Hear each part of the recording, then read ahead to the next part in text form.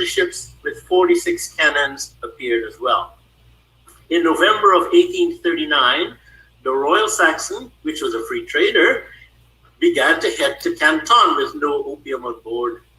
And the captain of the British contingent fired a shot across his bow. Well, the Chinese junks came to the rescue of the Royal Saxon, and the British response by Captain Smith was fire. Thus started the First Opium War. The Opium War was not one war. It was a series of clashes and peace intervals of peace that lasted for 21 years until a final resolution in 1860. There's a lot of nice intrigue there, but I can't go into that today. Now let's go to, I'll show you here, the coast of China.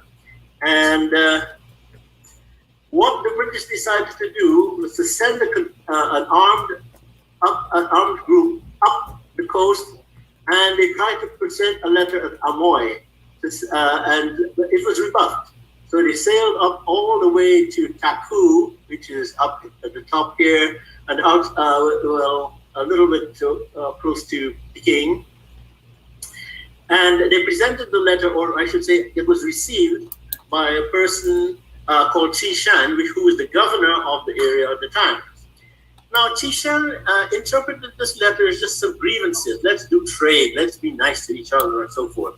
So when he spoke to the emperor realized, well, Lin, who had taken away all the opium, was now had created war. So Lin was dismissed, sent into exile, and Qi Shan became the province and sent down to Canton to negotiate. But the approach of Qi Shan was, oh, let's take it easy. We don't need to rush into things. You know, you guys are, be nice.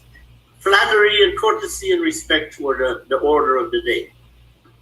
So in spring of 1842, the battleship HMS Cornwallis sailed up to get action to resolve the matter. The Cornwallis had 74 guns and was accompanied by a few other warships. It headed, let's go again to the coast. Instead of going to Canton, it headed up the coast and captured Shanghai and headed up the Nanking River. It was about to bombard Nanking when a note came that the emperor wanted to have a discussion. Out of this, the Treaty of Nanking, which here is a slide, shows up as an agreement between the Chinese and do we have the slide up, Juanita? Bring it up. Okay, look, next. This is the treaty, and one of the big things was that Hong Kong, and this was the birth of Hong Kong as a British property, was ceded to Britain in perpetuity. 5 ports were opened as trading ports, and China would now pay an indemnity for seizing the opium and also the war expenses that Britain incurred. Okay, now after this treaty was agreed to, not yet, please. After this treaty was agreed to, the foreign nations like America and Belgium and Sweden and Norway also gained similar privileges. But also, France got the permission to be able to promote Roman Catholicism in China. Now, there was a relative calm, there was a relative calm for the next few years. But the big issue was opening Canton. While in Shanghai, they were opening their doors and you can come within the cities, Canton, the administration refused to let any foreigners, who were called barbarians, into their city. Of course, the British insisted in getting into the city. And for subsequently, some hardliners came into office in Canton, which just were absolutely unmovable. An emperor, the old emperor died, a new emperor came on, he's 21 years old, and he was also quite rigid in his views. So the British and French forces attacked Canton in December of 1857. Now, why were the French involved? Well, they'd just gotten a year earlier permission to send missionaries into China, but one of the missionaries went into a forbidden location and got killed. So now the French had some revenge that they wanted to execute. This attack on Canton led to an Allied administration, an occupation of Canton. British, French, and a local Chinese administrator were in charge of things. This went on without resolution, the open Canton question, until 1860, when the British and French sought to get matters resolved. In that year, 13,000 British and 7,000 French sailed north to confront the emperor in Peking. After some more stalling on the Chinese side, the Allies decided to sack the summer palace, which was called Yuanming Yuan. And here we can get the slide of Yuanming Yuan. This was considered the Versailles of the East, a massive place that was the favorite place of the emperor. So on October the 6th, Yuanming Yuan was pillaged for 2 days, looted. Gold, silver, bronzes, jewelry, porcelain, cloisonné, artwork, furs, silks were all sent to Britain and to the Emperor Napoleon III in France. They set, because they didn't have enough time to really take everything, they set the place on fire. Next slide, please. And left the place in ruins. And it burned for 2 days.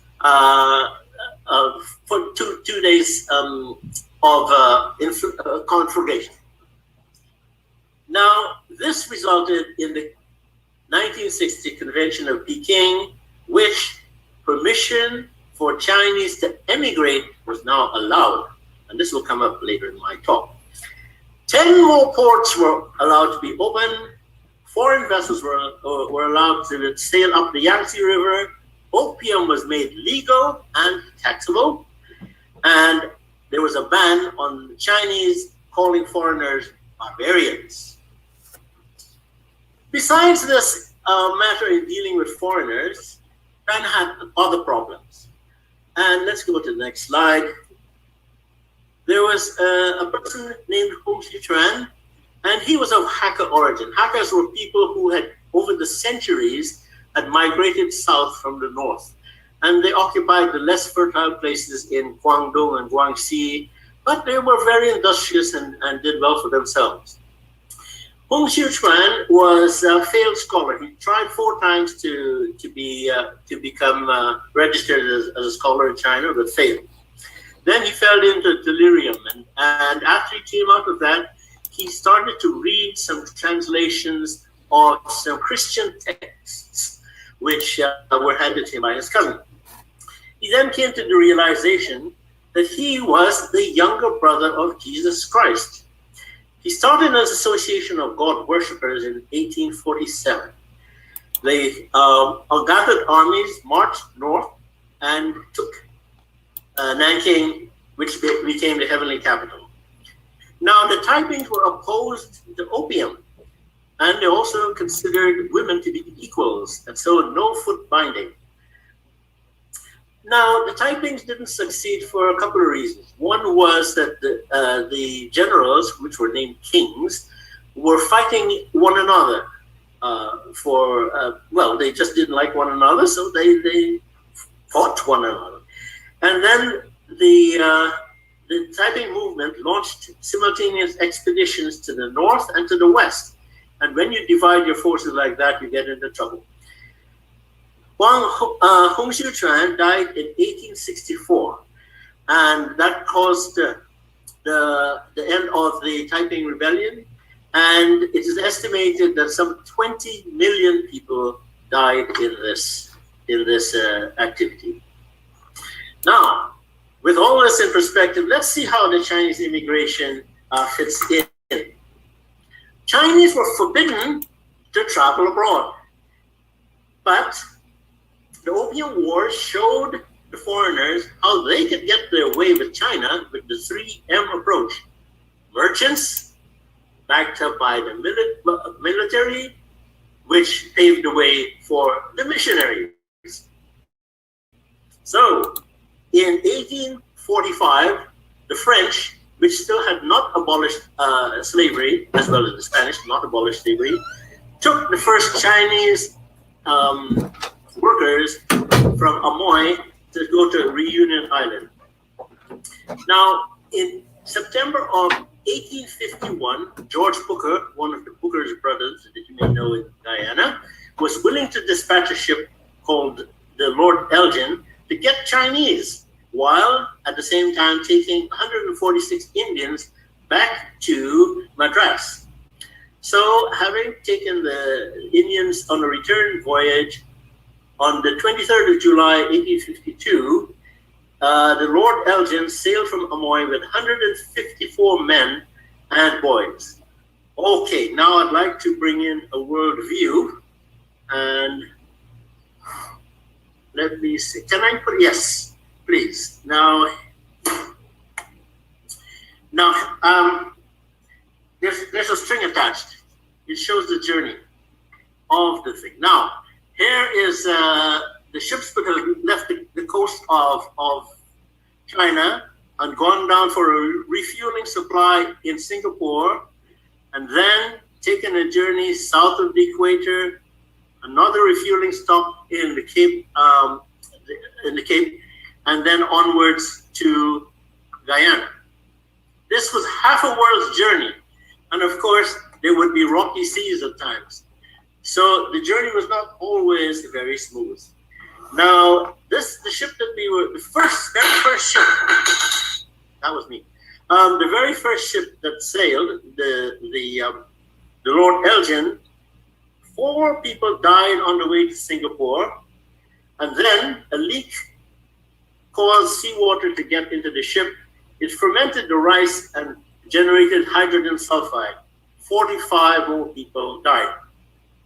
The mortality by the time they arrived in Guyana was 44.8%. The voyage lasted 177 days, and there were less people going into Georgetown than had left. That means the Indians that they had taken away. Let's look at the ships, please. The next slide. The ships that were taking the next, please, and the next. All right. Yes, the ships that were taking the Chinese were clippers, and they found out. No, we should. No, you're going too far. Please go back. Oh, sorry about that. And they found now that it was too expensive to bring Chinese, so they halted the program for a while. But in 1858, when the foreigners were getting their way with China, there was a committee called the West India Committee based in Britain, and it was a trade promoting organization that decided to send a person named Thomas Gerard to obtain Chinese immigrants. So he went over and acquired 2 ships and sent 704 males to British Guyana, and all happened to come from the barracoons in Macau. Can we go to a slide, please? Is this the right one? No, above this. Above it, okay. Before this. All right, on the bottom of your picture is a building, and this was of the barracoons in Macau. Now, these were people who were being taken off the streets, and the organization of getting Chinese immigrants onto foreign ships was a program of using crimps. Crimps were the local Chinese people who would acquire whoever they were able to get to go to board ships. Now, Rutherford Alcock, who was the British Consul General in Japan, wrote this in 1859. Let's see. Okay, when no man could leave his house, even in public thoroughfares and open day, without a danger of being hustled under false pretenses of debt or delinquency, and carried off a prisoner in the hands of crimps to be sold to the purveyors of coolies, had so much ahead, and carried off to sea, never again to be heard of. The whole population of the city and adjoining districts were roused to a sense of common peril.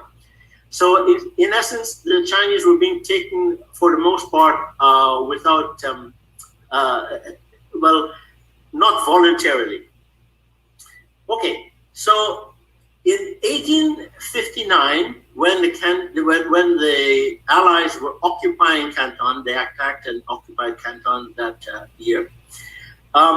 James Gardner Austin was sent to become the immigration officer. Now, he had been the immigration officer in British Guyana and now took up this new post. Now, he went to Hong Kong and was able to make a trip over to Macau, where he says he found that regarding the barracoons in Macau, the lofty walls and clusters of guards in every direction told only but too truly that the buildings were well-conducted jails and the inmates but hopeless prisoners, shut out from all communications with friends and with the heavy head of fate upon them for their future. So Austin recognized that this trade in Chinese persons was not what they were wanting. So next slide.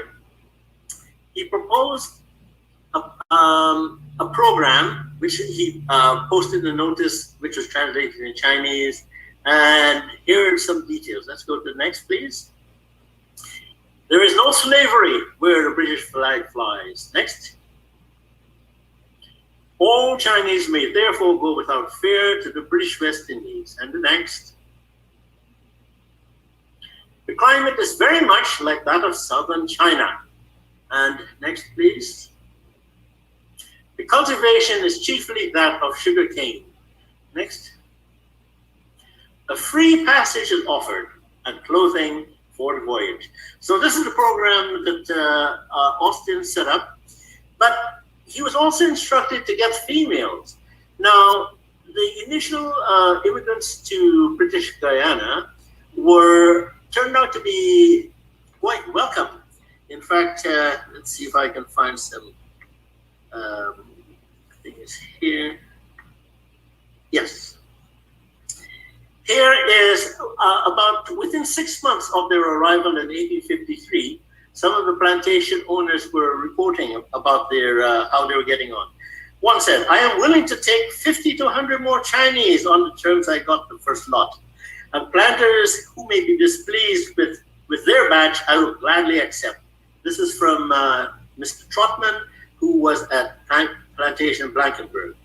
Another person by the name of is a manager named Butts, said, "A very useful class of people, exceedingly apt and intelligent, and very willing, quite equal to coolies we are now receiving." And so,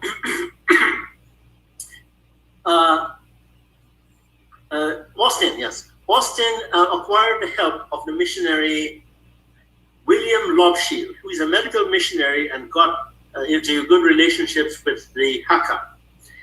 And so with this influence, they were able to get families to immigrate. So let's go to the next slide. This is a typical clipper that was being used to carry the Chinese. And the name of this one is called the Red Riding Hood. And it took 3 voyages to Guyana, 1860, 1861, and 1862, taking a total of 954 Chinese. Now, the reason why it made 3 journeys was because it had a contract to take Demerara sugar to Britain.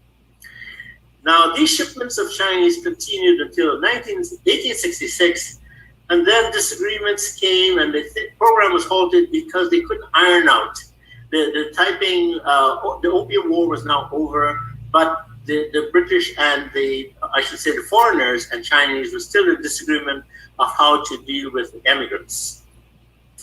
The British were willing to take them for 5 years internship. The French wanted 7 years, and the Spanish wanted 10 years.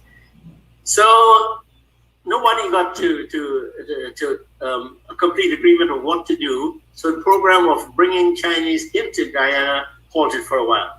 But then in 1874, a ship called the Corona, which was my great-grandfather's ship, took the last ship carrying Chinese that held indentured documents, indentured labor contracts before boarding the ship.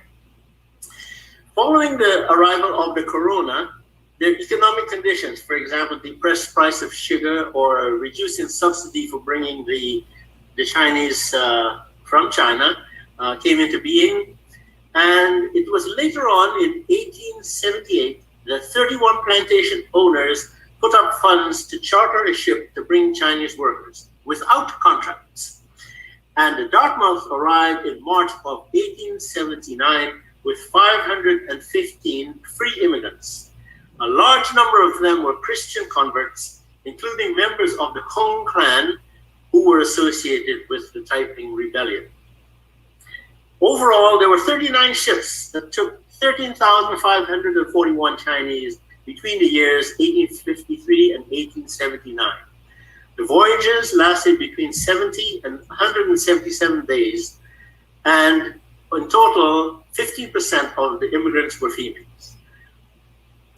Okay, I wanted to introduce another subject that might be closer to you in present day. And here we have, I'm going to focus on myself. If we go to the pair. On the contract of indenture, you're able to see that the name is signed in English, it's Sua Chang.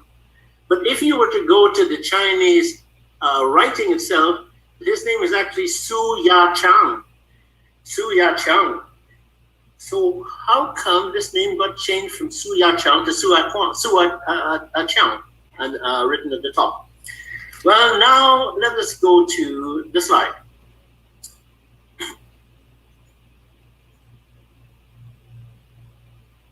Now, my great-grandfather's name, Suya Chang, became Sua Chang, and his son, who he brought with him on the vessel, was Su Sam Quan. But now let's go back a little bit. In English, we have a way of putting the phrase "e" behind a name to make it more familiar. For example, you get mom becoming mommy and dad becoming daddy, and you have Annie and Johnny and so forth. In Chinese, you put an "a" in front of the given name. So Su is a clan name or surname. Quan in the second line that you see would be the personal name or given name. So they would call the son Aquan, and that morphed into the name Su Aquan, which became the surname for our family in Guyana. Next slide, please. So this produced a whole lot of names with "a" in the middle, double hyphenated "a" names. As you can see, a lot of them you may know: Chia Tao and Fang Fat and Fang, oh my goodness, Lao Chi and Hoa Shu, Wunatai, and so forth. So if you were ever to see a person with the name having an "a" as a double hyphenated name, there's a good chance that this person is from Guyana. Next slide, please. There were also some names that were kept as the whole name. So Chong Tam, Phuc, and Hotem, Paul Manson Hing were all names that were the original names from China, and they became retained in Guyana. All right, thanks. Next. So what I've been reading to you and presenting to you has come from my book, Cane Reapers, which describes the history and reasons for why the Chinese went to British Guyana. The second book is called Kin Ripples, which was their experiences while working and living in Guyana. And the third is Cane Rovers, which is stories of their experiences as immigrants to other countries in the world. The first and third books are available on Amazon, but you have to contact me to get the middle book. So that concludes my presentation, Juanita. I probably overran quite a bit. No, that's absolutely fine. Thank you so much. And if you are on gallery view, you may be able to see the audience. I would love everyone to put their hands together.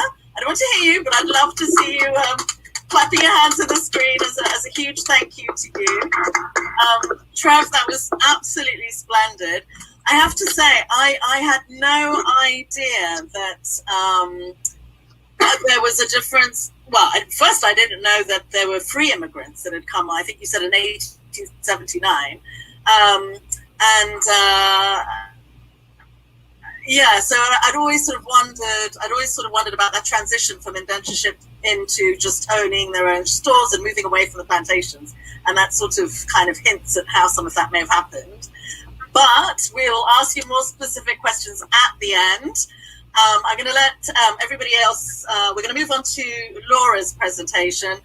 But yes, really, really deeply honored to have had you share all that amazing knowledge with us, Trev. So thank you so very much.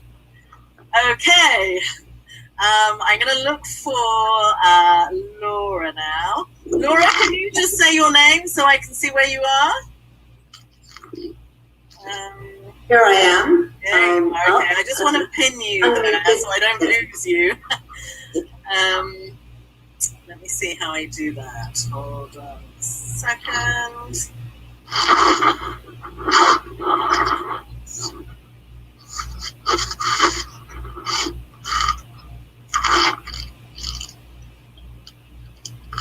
Okay. I think we're good. So you should be pinned to the screen. So everyone, if you go on speaker view, you'll automatically see Laura now. And just to give Laura's introduction, Laura is an independent researcher living in the USA. Her main interest is in the Chinese in Guyana, which was her topic of dissertation. The Chinese in Guyana, the making of a Creole community.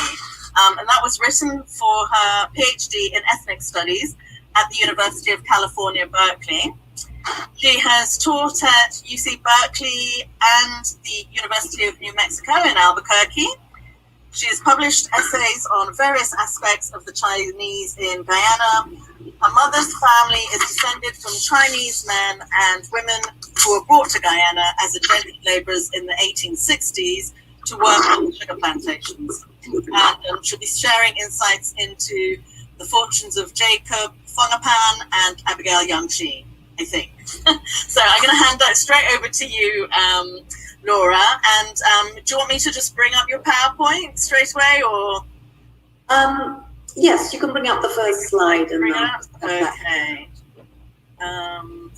Everybody, please, again, just make sure you're on mute. And I won't be a second. I just need to make sure I've got Laura's PowerPoint up. Okay. I think we are set to go. Just go on the first one. That's the last one. Yeah, here we go. There we are. Okay. Over to you, Laura.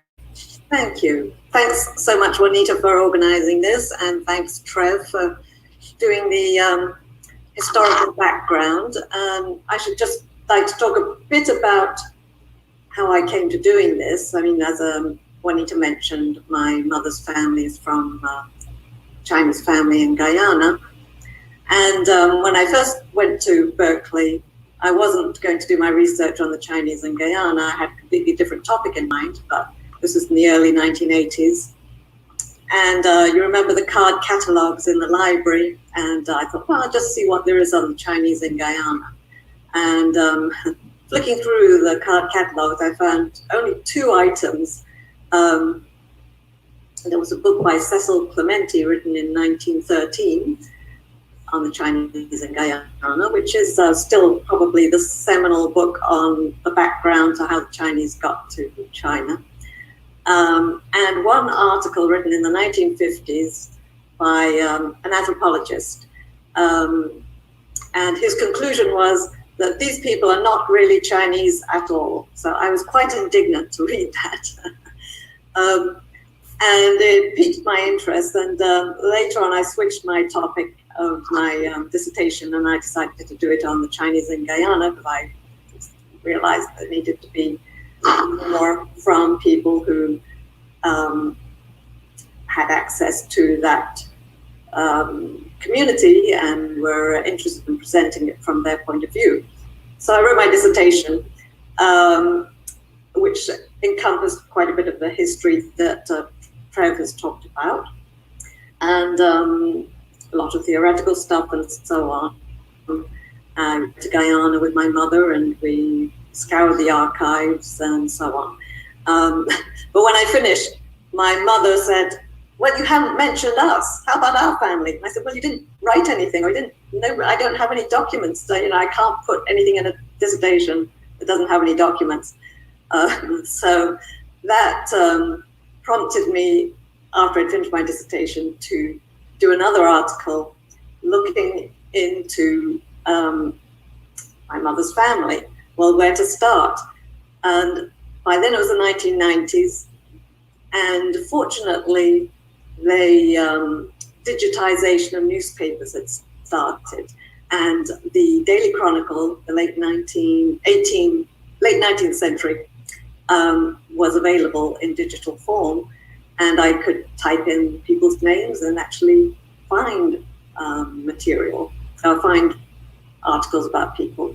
So unfortunately, the Chinese mostly appeared in the columns about crime, which, as you can imagine, doesn't tell you too much. There's usually a couple of lines. So and so, Wang Achi was sentenced to prison for stealing plantains or something. So and so was put in prison for beating his wife.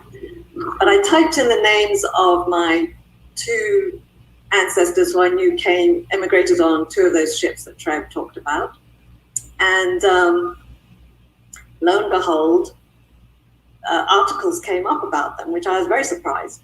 Jacob Fungapan and Abigail Young Shi. And unfortunately, it was because Jacob Fungapan became a bankrupt insolvent, and Abigail was murdered. So their cases came to be in the newspaper. And unfortunately, I do not have any photos of them. There are no known photos of these ancestors, but so I put up these photos of some of the Chinese merchants, I assume, because they're very nice portraits of well-dressed people that appear on the UK National Archives Flickr site. If you type in a search for Guyana on the UK National Archives, there's a collection. There's the UK National Archives Guyana collection, and almost the first photo is this photo, along with other portraits of other ethnic groups. It's sort of someone did a sort of anthropological or ethnological collection of photos, but it's rather nice selection there. And I imagine that maybe Jacob and Abigail might have looked a bit like this. You can see on the far right is a lady with bound feet. So she definitely came from China, because the practice of binding feet did not continue, of course, in Guyana. And very few of the women who came over had bound feet, and it was usually noted in the immigration notes if they did. I'm just going to talk a bit about Jacob and Abigail. I'm not going to read my article. I can put a link to it later, and it's been on Guyana Speaks, the link before, but I'll put it again for those who are interested. But I want to just talk about them and a bit about the person who murdered Abigail. So, as I said, there was very little about Jacob and Abigail except in the newspaper. His story is not unusual for that period. He came on the Whirlwind ship in 1860. That happened to be the first ship that had Chinese females. So it was quite notable, because everyone was very happy that Chinese had managed to send, or they had managed to bring Chinese female immigrants, which meant that you could have a population of families that would reproduce themselves because the colony was interested in growing the population available for work on the plantations. The Whirlwind had Jacob Fungapan, and Jacob was listed as, let's see, let's give a description of him. So he was 5'2". He came from a village, Punyi, which is now a suburb of Guangzhou. And according to my sister, who lives in Hong Kong at the moment, she says Punyi has a large golf course. So, he elected to have some of his very small wages assigned to his parents in China. So there was some connection retained through these small remittances to China. But I think over a period of time that became lost. Because unlike the Indian immigrants, Chinese did not get a return passage to I see the apple pie. What a big, large apple pie. What are you doing with all that? Bruce Nobriger, I know that's your voice there. Please go on mute. I'm going to stop sharing for... Yeah. Somebody, yes, we have somebody talking in the background there.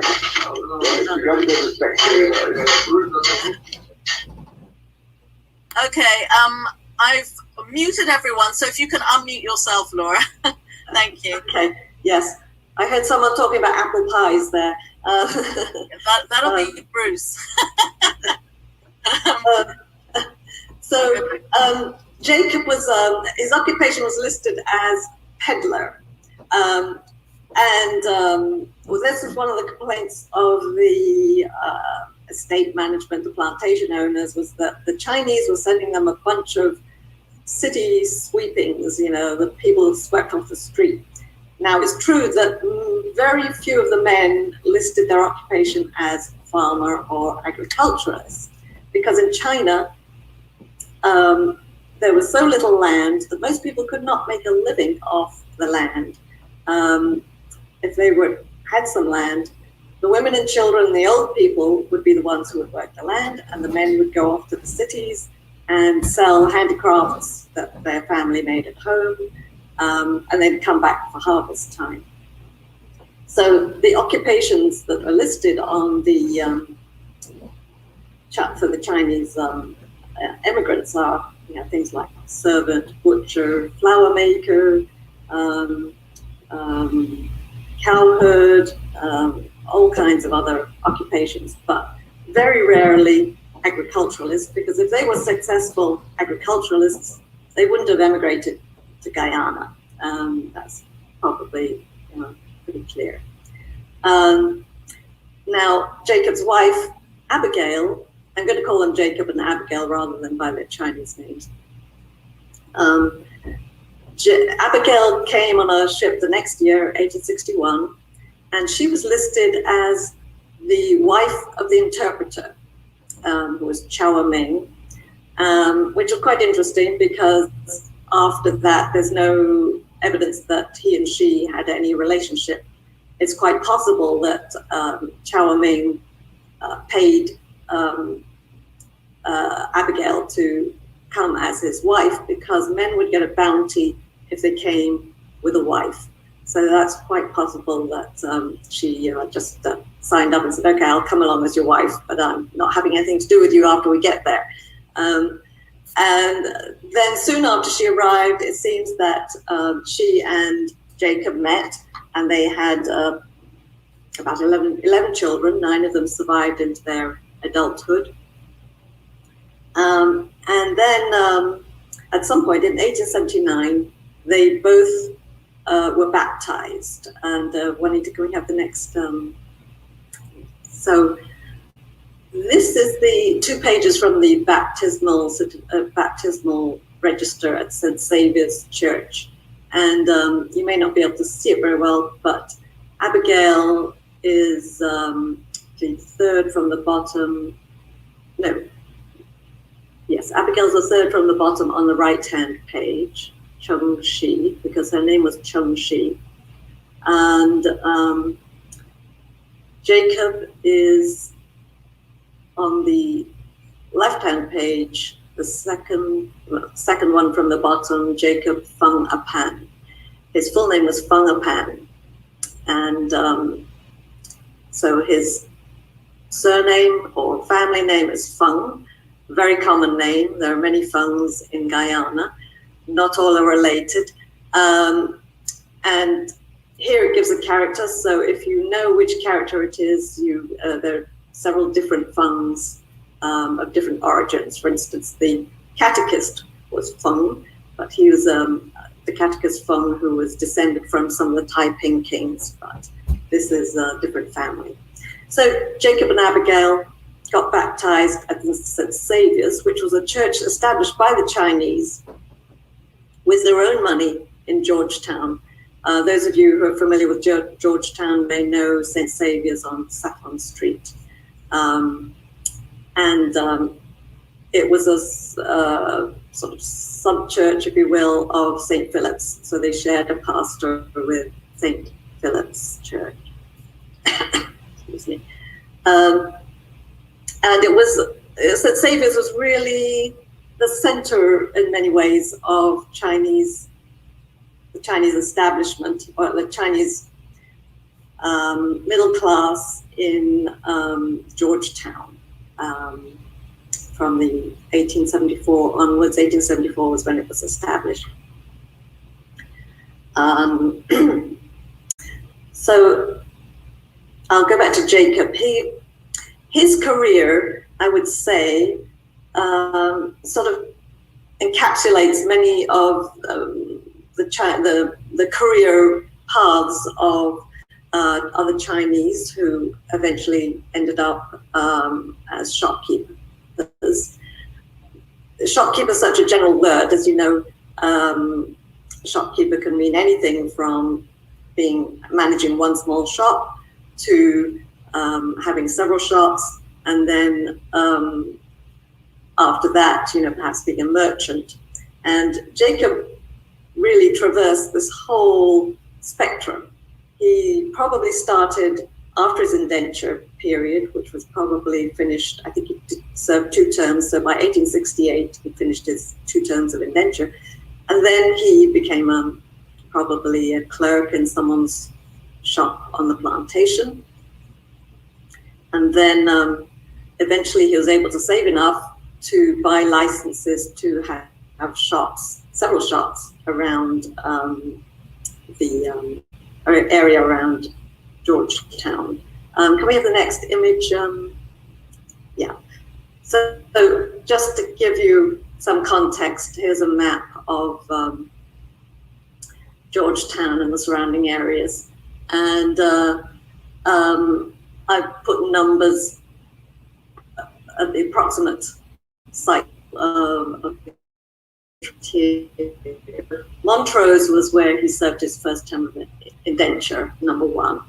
And then he had a shop at Success, which makes sense because that's just a few plantations away. He bought a shop from someone called Samuel Chung.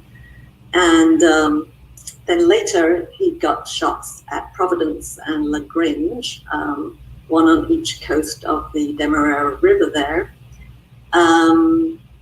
And then another one at Enterprise, further along the east coast. So you may wonder, how did he manage all these shops? Well, having a big family is where this helps. He had a large family, as I said, and at least 3 of his sons, as they got of age, would help him manage these shops. And then I think he hired other people to help manage others, because you can see he couldn't possibly be in all these places at the same time.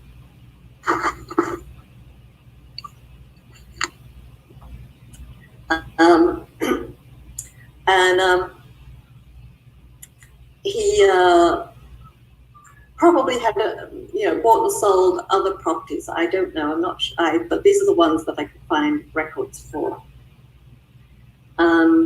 So at some point, he's successful enough that he could enter into a partnership with two other Chinese men, Loa Yan and Feng Aling, which is a familiar name maybe to some of you.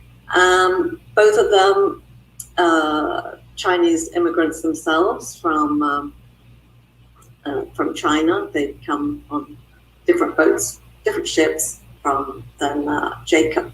So the three of them started a larger shop in Georgetown, and unfortunately, they started at a time when the sugar economy was in decline. Price of sugar had gone down, or something like that. So their shop was always struggling. They would have borrowed from other Chinese merchants. I know that at least a lot of their debt was from a big Chinese merchant called Hing Chong.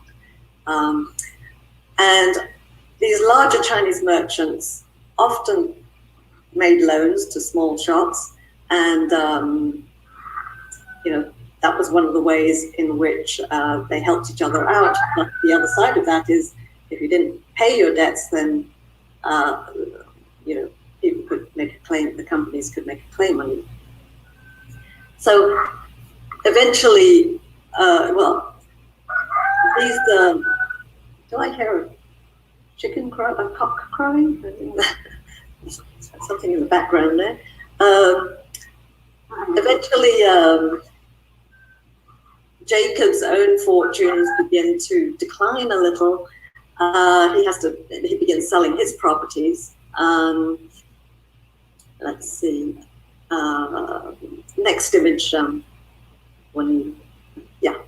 it's in 1891. He transfers one of his properties to somebody called Chung Fu Cha.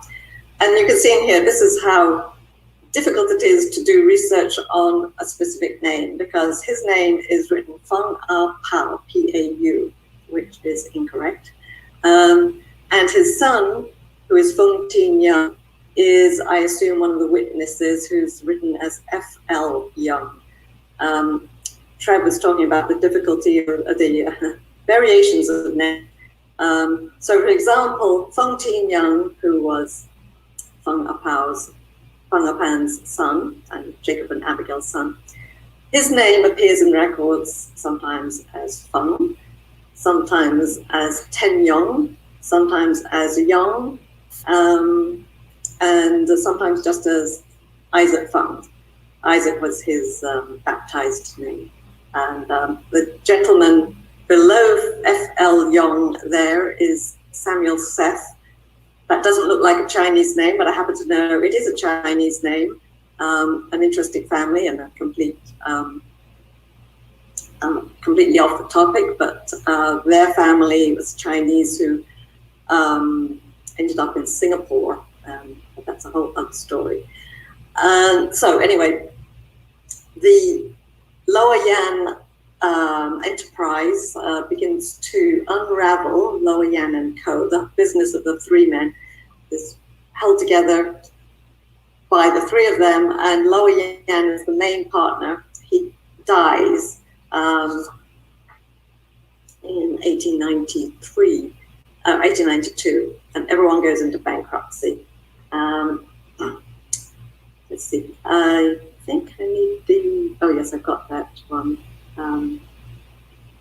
Image 5, the next image, please. Yes. You can just see here, it's just a page from the BG directory, 1891.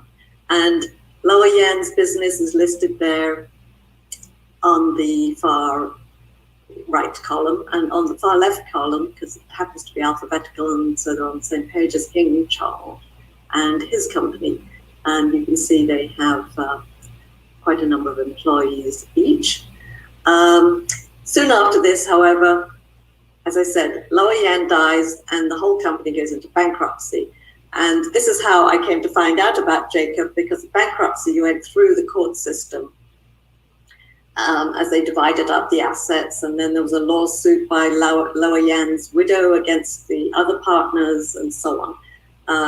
So lawsuits are, a misfortune, but for historical records, they're pretty useful because you get to find out things about all these people that details you wouldn't otherwise not find out. Well, when it came to Abigail, usually it's very difficult to find out anything about the Chinese women because the men are the ones who are the business people or whose name might enter into the records. But as I said, Abigail was murdered. We have the next slide.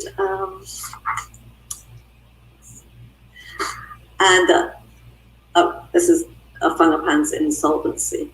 And he was, yes, we'll go to the next slide. Yes. So this is the first thing I ever found about Abigail, my great-grandmother, murdered in Charlestown. But to go back, she came on a ship in 1860, so she was, I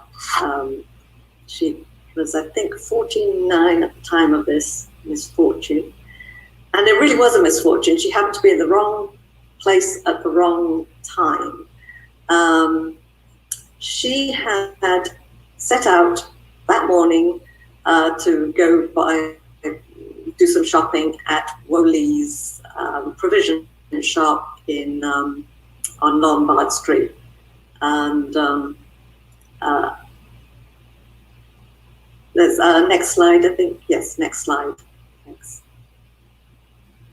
Right. So Woley was a big Chinese merchant. Sold all kinds of things, trinkets, but also provisions and food and so on. And on her way home from Woley, she was attacked by this Chinese person, Yip Pao, who stabbed her as she was walking home with her little granddaughter in hand. Everyone saw the crime. He didn't try to hide it. He just attacked her right there in the street. Everyone was very shocked. So the story of her attacker is one that intrigued me because very little is known about him. And I couldn't find out anything except what appeared in the court records because, of course, soon after he was arrested right away. And then there was a trial and court case that was written up in the newspaper because it was sort of a sensational case. So like many immigrants, Yip Pao must have come as an indentured laborer. I don't know which plantation he went to. I don't know which ship he came from because it's difficult to find out exactly from that name which person he might have been on the indentured records. After his indenture, it seems that he was just wandering from plantation to plantation doing casual work. And he worked for a very short while for Fungapan, Jacob Fungapan. And then I think he was fired or let go. But it was a very brief period. And as you know, Jacob had several shops. He might not have even personally had much interaction with Yip Pao, but Yip Pao remembered Jacob and he had this grudge against him. So several years after his employment by Jacob, he decided to go searching for Jacob Fungapan because he was convinced he owed him some money. And so he walked all over the East Coast and the East Bank of the Demerara, the plantations around there, looking for Jacob. And finally he ends up in Georgetown. And I don't know whether he recognized Abigail as the wife of Jacob or whether it was just random chance. I suspect he might have recognized her, but anyway, he went up to her and asked her for a penny to buy bread. And if she did recognize him, maybe that's why she did not give him a penny to buy bread. And he stabbed her after that and tried to stab the child. And people intervened, but it was too late because he'd stabbed her pretty hard. The trial, of course, found Yip Pao to be guilty. There wasn't any argument about that. And he didn't seem to have a lawyer or offer any defense, so he didn't say much. But what he did say, and what everyone said about him, seemed to indicate that he was suffered from what we call some mental problems, psychological problems, perhaps schizophrenia, we might say now. And so he was sentenced to death, which was the normal sentence for anyone committing murder. And Yip Pao is of interest legally because I think he's the first person to ever had his sentence commuted on the grounds of insanity. This had just been introduced in the UK, that if someone had committed a crime and they were judged insane, the sentence could be commuted on the grounds of insanity. So somebody took this up in Georgetown and said this man was clearly insane. And the governor commuted his sentence and he was taken to the insane asylum at Berbice, New Amsterdam. Many of you may be familiar with, having lived there. And I don't mean as an occupant, but everyone knows where it is. So these three people had quite different fortunes. Jacob was left to raise at least 5 children who were still under the age of 18. As far as I can see, he didn't do much work after that. His son, Isaac Phung Tin Young, became a very successful businessman. Can we have the next slide? Laura, can you, just so that you know, I think we're going a little bit over. If you could wrap up in 5 minutes or so? Yeah, I can do that. Really perfect. Yeah. Oh, this is the map of Georgetown. I did put the map up, and you can see this is Work and Rust, where most of the actions I just spoke about, the murder, and the place that Jacob and Abigail lived was close to, it was on High Street. Opposite that place, that's Carnegie Trade School. The map is actually from the 1960s, but the streets are the same. Next slide. Okay, so their son, Isaac Phung Tin Young, became a very successful merchant in Georgetown. He owned many properties, bought and sold properties, and had even a small coconut plantation up near Suddy, and a couple of other properties, one big Hanovania, I think about where Timeri Airport is now. He died in 1939 and had a large family who are scattered around the world. He had many compatriots who had a similar turn, similar success as merchants. I just wanted to focus on, just give you a taste of some of the variety of activities Chinese undertook. They were not just merchants. The second generation, like Jacob's son Samuel, trained as a lawyer, went to Singapore. Can we have the next slide? One of the most successful Chinese, who was also a friend of Phung Tin Young, was Evan Wong and his family. And this is the Evan Wong family. And his son, Robert Victor Evan Wong, who's there at the top left. Another successful businessman. But he also entered politics. I think Stanley Ming can talk about that intersection too of businessmen and politics. He, in 1928, was appointed to the executive. Let's see, next slide. Yes, Executive Council, 1928. And this was probably the first Chinese person to be at such a high level of government. And then later on, let's see, next slide. Yes. Of course, the Chinese community took great pride in that. So the Chinese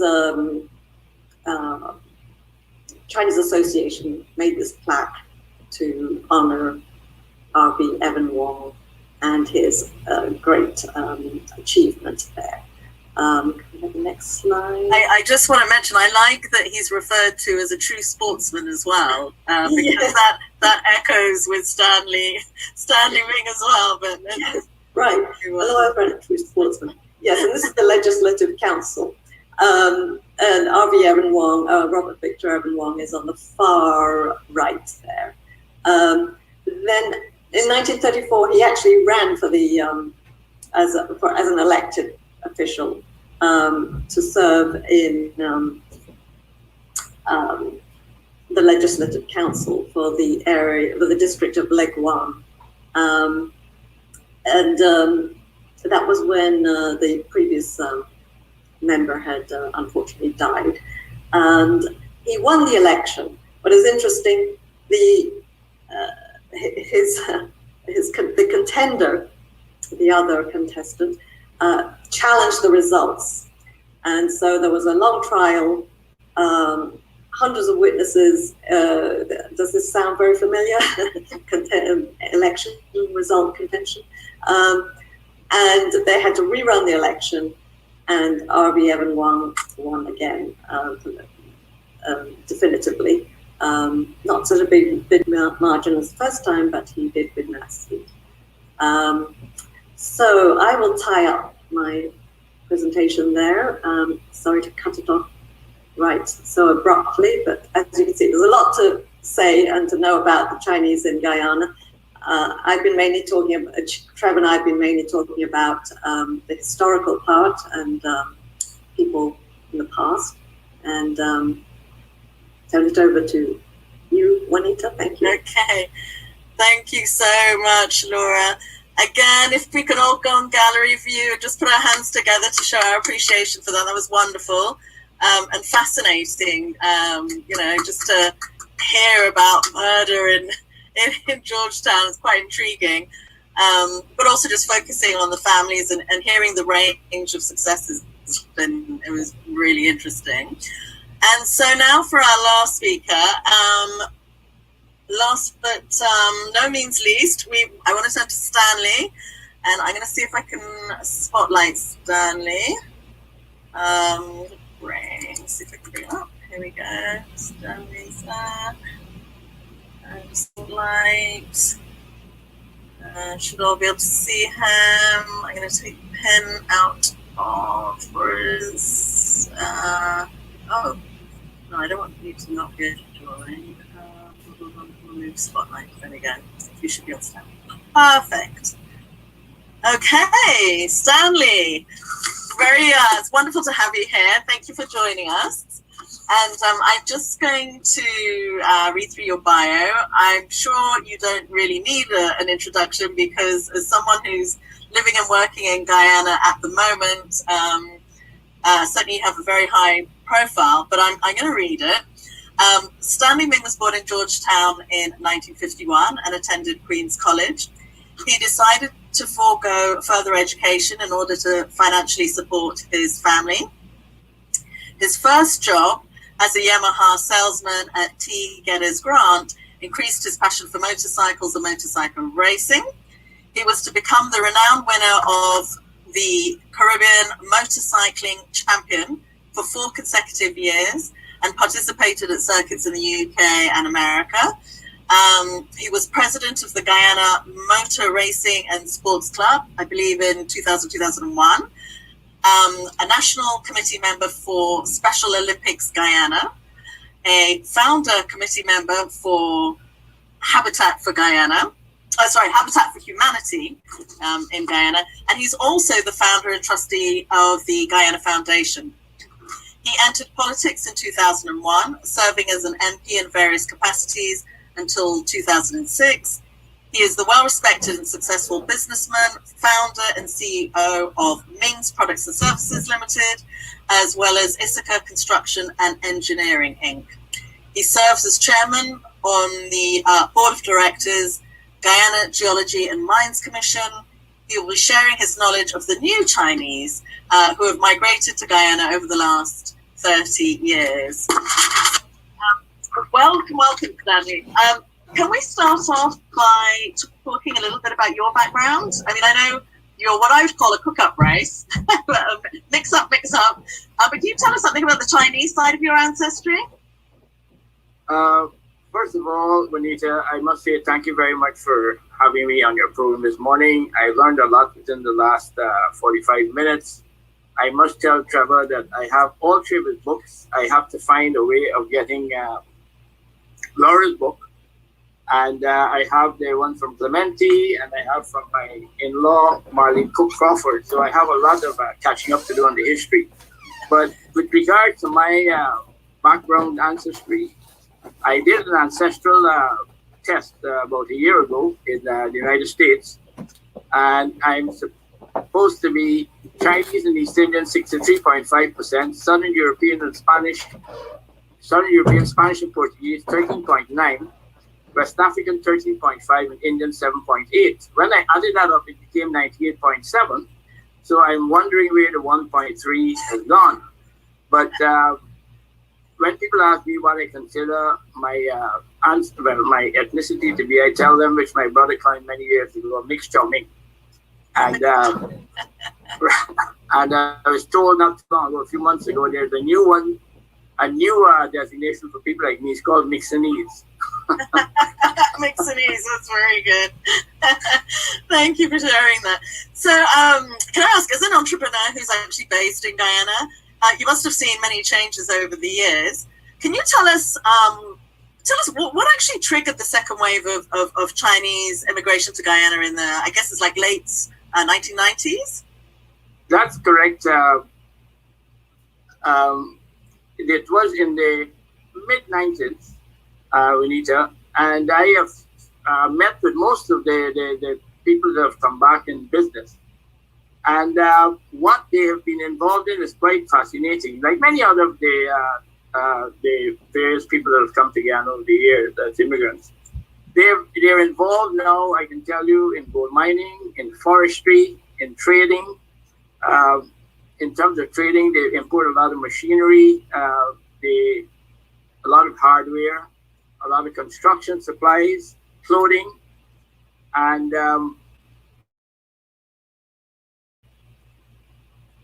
the last 30 years across Guyana. There are some big companies like Bauxite, major mining company out of China. They're involved in bauxite and more recently manganese. There are teams that have come from China, medical teams.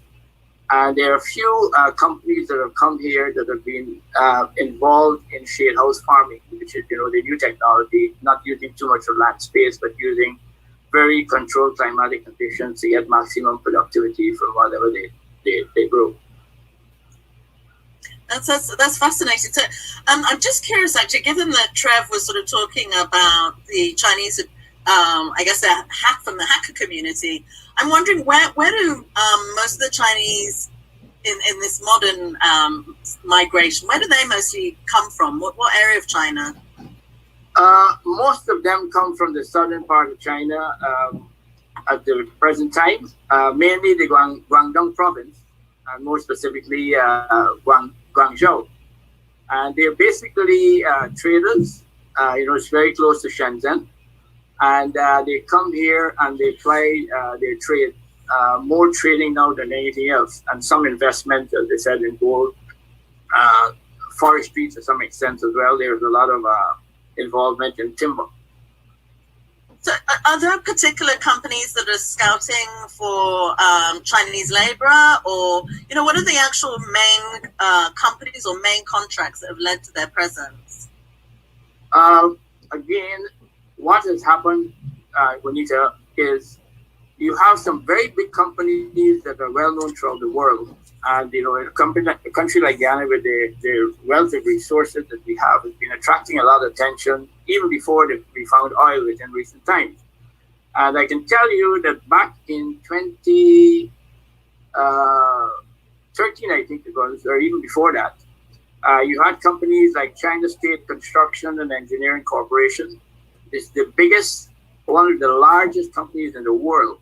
To give you an idea, their contracts that they have done worldwide over the last 20 odd years triple in size compared to Bechtel, which is the largest American construction company. And I remember the last day I saw, which was maybe 2 years ago, they had about $150 billion worth of contracts around the world. And they have built a lot of major things that we know about. We may not know it's them. For instance, the islands in Dubai, they were the ones that pumped all of that material to create the islands. They built things like the railway station in New York for the New York Yankees. And you have China Railway Construction is another big company here that is present here. Those are the guys that did the Timeri Airport. They did the movie Town, and they're now finishing off the construction of the new convention center and the extension to the Pegasus Hotel. Prior to that, you had Shanghai Construction, which built the Marriott Hotel. And you now have also China Sino Hydro, which is the company that's doing the Sherry Street Mandela new 4-lane roadway. And you had China Railway Construction that did the East Coast road from just past Plaisance all the way up to Mahita. So there's a lot of major companies here, and there are lots of small companies as well. I wouldn't go into those details, but China has, with a 1.4 billion people, and all of them looking to try to find jobs and contracts around the world. It is no wonder that China is in almost every country in the world doing something major in terms of construction or setting up manufacturing plants or whatever. So, what have been the main benefits of their presence? Because I know people often wonder about, especially when immigrants come in, people talk about immigrants taking over roles that maybe Guyanese could have done or that kind of thing. But I wanted to know what's actually been the real benefits of having Chinese investment in Guyana or Chinese labor in Guyana? Well, there are lots of perceptions and lots of different realities, Juanita. The Chinese, like many other persons from other parts of the world, are very advanced in today's world compared to countries like Guyana, who are still considered third world. The Chinese, within the last 30 years, and I've been there many times within the last 30 years, all around China. I've been to the places that people don't normally go, like places like Tangshan, where they grow a lot of rice. I've been to Shijiazhuang, which is a very, used to be a very polluted city in manufacturing. Kunming, which is in the south. And the usual places, Beijing, Shanghai, looking at what they have achieved. And what I have discovered, my fascination, is that within the last 30 years, after the movement away from the communist ideology and practicing more or less what is capitalism and whatever term they use it, is that they have made progress leaps and bounds and have taken out hundreds of millions of Chinese out of poverty. And how they've done it is using education and new technology. And those companies coming to Guyana bring with them a lot of capital, a lot of new technology. And what they have been doing to some extent, not as much as I think could be done, is transferring a lot of that knowledge by working closely with Guyanese in Guyana and in many other countries like Jamaica, where they come with their expertise. They work alongside not in the trenches, but on the ground with the locals, teaching them the new systems and the new methodologies using new materials. So I think everywhere the Chinese have gone within the last 30 years have seen a new influx of technology, capital, and new ways of doing things in a more futuristic and modern way. Guyana is no exception to that. Yeah. No, that's fascinating. So there is a benefit in terms of transfer of knowledge. I'm just wondering, in terms of culture and in terms of how they live? Have they become integrated into Guyanese society? And also, I'm just interested, how do the Guyanese feel about their presence? Well, it's a catch-22 here, Juanita, because what happened is that a lot of the Chinese who come, the older ones that is, are not bilingual, and it takes them a long time to learn the English. And like many Guyanese, like myself, I think I could come from 1 to 5 in Chinese, and that's about it. So we have a major barrier to developing strong personal relationships because of lack of communication. However, what has been happening is that a lot of the families that have come here in the 90s have gotten children in Guyana, and they were born as Guyanese. And I mean, I have been in many places over the last 30 years, and if you don't see them, you would think it's a Guyanese speaking.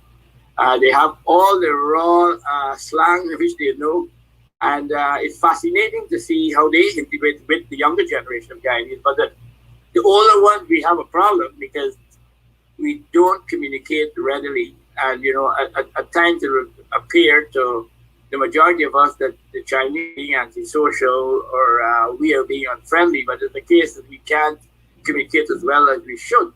But what I know is that efforts are being made now at the University of Guyana and some of the private schools, including a school just across from where my business is, Nation, that are offering Chinese as a language that you can learn. So I'm hoping that in the interest of not just Guyana or China, but, you know, all of us here in Guyana, because, you know, we're made up of the original slaves that came from Africa, or indigenous Amerindians. We have the Indians that came from India, Chinese as well that came, and the Europeans. So I think it would be a tremendous plus if efforts are made to make English more readily available to the Chinese to learn, and in some way our younger generation to learn Chinese, because if 1/5 of the world population is Chinese and they're the ones that are driving a lot of economic activities around the world, it would be in our interest to learn their language as well, so that when we negotiate with them, we can hear exactly what they're saying in their own language.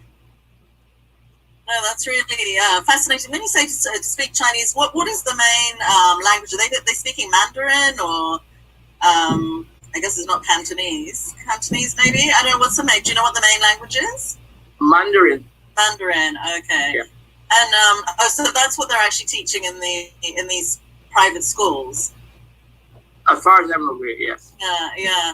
And has it led to any Guyanese actually going to China? I mean, are there bilateral relationships whereby they're going to China for their education or even for business? There are quite a few Guyanese that have gone within, I would say, the last 20 years, which in exchange programs with universities in China. In fact, I have a few friends who are quite fluent now in Chinese. And they go mainly for, you know, scholarships that are provided by the Chinese government, as far as I know. In terms of business, lots of Guyanese businessmen. I've gone there several times over the last almost 30 years to the trade shows and to meet manufacturers of various commodities that we're interested in here in Guyana. There's a lot of new machinery in the rice industry. You know, China goes, as you know, China has 11% of the world's arable land with 20% of the population. So they have to produce, in terms of capacity, twice as much as any other nation in the world to feed their people. So they've developed a lot of very, very fascinating methodologies and systems for getting maximum production out of whatever they grow. I mean, for instance, like in the case of rice, I can tell you that we get about 1.5 tons of rice from acre of paddies. They get 4.5 tons. It's a different species, obviously, which is 3 times what we get from the same 1 acre.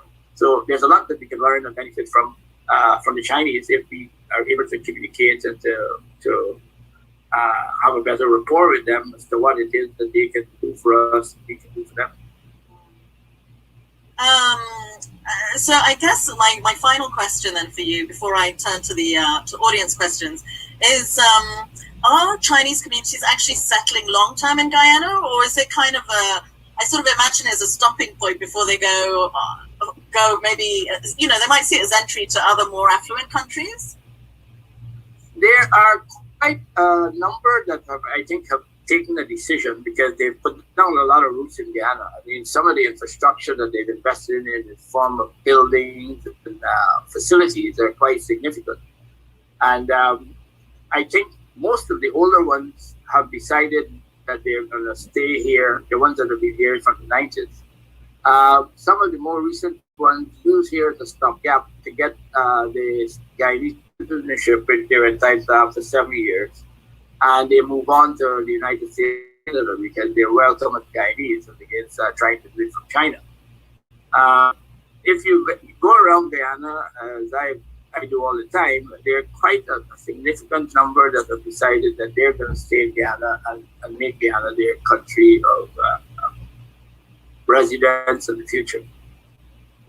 No, that's really heartening to hear. I mean, it would be nice to know that people are actually settling rather than, you know, moving or taking that expertise out of the country again. Now, I'm going to just, we've got a lot of questions. I think what I'll do for now is just say thank you very much. And then I'm going to bring all three of you back together so that we can maybe bring all the questions together. Do you think that sounds good, Ron? Yeah? Okay, good. So, yes. Stanley, if I could just say, firstly, thank you so much for joining us. Really appreciate that insight and for bringing us back up to modern day. So if we can put our hands together for Stanley. On gallery view, that would be fantastic. Really appreciate it. Now, let me just see if I'm not sure if I can do this, but I'm going to try and see if I can bring all three of you. Something didn't happen quite right there. I've got Peter, who isn't Peter. Hang on a second. I'm looking for Trev. That's who I'm looking for. I'm going to add a spotlight. There we go. Perfect. Okay. So I've now got all three of you on the screen, and I'm going to ask Rod to get involved at this stage because we still have over 200 people online, which means it's going to be a bit complicated going through all of the questions. And Rod, if you can maybe start us off with the first question and who it's directed to. If you need to, you just need to unmute. So, this.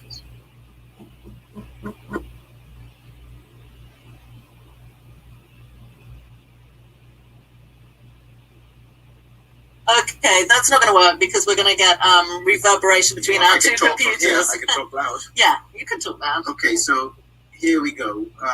This first question is for Stanley. Might it be possible that we ask the ambassador to China to say a few words about the Guyana-Chinese trade and any other related topics that he may care to speak about? Is that possible? Oh, I see. Okay. That didn't come across quite right. I think what Rod is saying is that the ambassador to China is actually in the room. And so if the ambassador to China is there, perhaps you could make yourself known, unmute yourself, and Rod will pose the question directly to you. Let me see what it was. Good evening, everyone, from Beijing, China. Wonderful. Can I see? Oh, great. Yeah, I can see you, Anyin Chu. Thank you so much for joining us. And so the question was, somebody put a question in just to say, can you say a few words about the Guyana-Chinese trade? Well, The relationships. thanks for putting me on the spot this evening. I know I'm not a scheduled part of the program, but I would be more than happy to, just give you a little brief on our trade with China. Traditionally, well, we've started trading with China not only yesterday, but quite a number of years ago. But recently, our top exports from Guyana to China had been mainly natural resources, timber, bauxite, Recording in progress. and more recently oil, and also seafood. You would be very surprised to know that we do have a list about maybe 6 to 8 Guyanese seafood companies who are presently exporting to the Chinese market. So those are our main products that come into China. For last year was the first time in a very, very long time that Guyana's actually had a trade surplus with China in Guyana's favor. And that was due largely to exports of oil. I think that, we've had a quite healthy trade relationship with China over the years. We know that, a lot of our products that we import into Guyana, even the ones that we import from the US, North America, most of the products are actually produced in China. So I think that, we actually import a wide range of products from China, especially household items, clothing, small electrical appliances for homes and those kind of things. I think that what is happening right now is that Chinese investments in Guyana actually have a positive impact on our trade with Guyana. I know that Stanley mentioned that, we have a very large Chinese investment in our bauxite industry. But more recently, we've also had an added investment, which is quite large. A company by the name of Jijing, which bought over Guyana Gold Fields from the Canadian company. And so they're quite set on the ground to formally take over the company and operationalize the company. So I think that our recent Chinese investments in Guyana has a positive impact on trading, on bilateral trade, that is.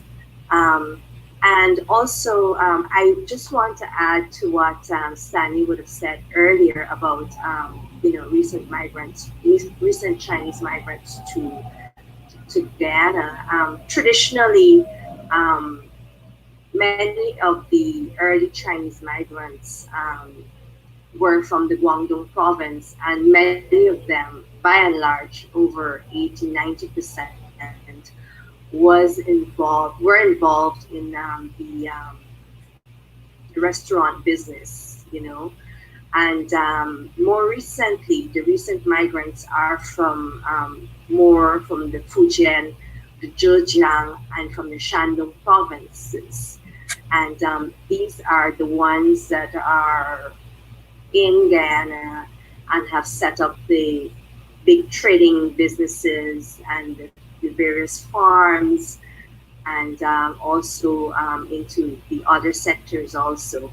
So I think that, over the years, Chinese migrants and Chinese investments, Chinese businesses and Chinese trade in Guyana has evolved.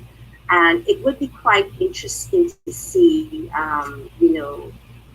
come looking into the future in the next decade, how more it will evolve, because with the recent oil discoveries in Guyana offshore, there is quite a need for massive infrastructural development. And I think that with China rolling out its Belt and Road Initiative, which is to provide connectivity all over the world, I think that, you know, it is quite noticeable that recently we've had an influx of Chinese construction companies in Guyana, and they are actively bidding for infrastructural projects in Guyana. So I think that, you know, going forward, we will see actual further development and an actual shift away from the traditional sectors of involvement by I think that, you know, it's interesting to note that, you know, all the presenters you see, and each of them presenting on their respective areas. I think that, you know, it was quite, all the presentations were great. They were very informative.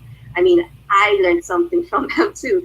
And I think that, you know, it's interesting to note that, you know, many times, you know, when we talk about Chinese migration, it's often Guyana is seen as a stepping stone to go north.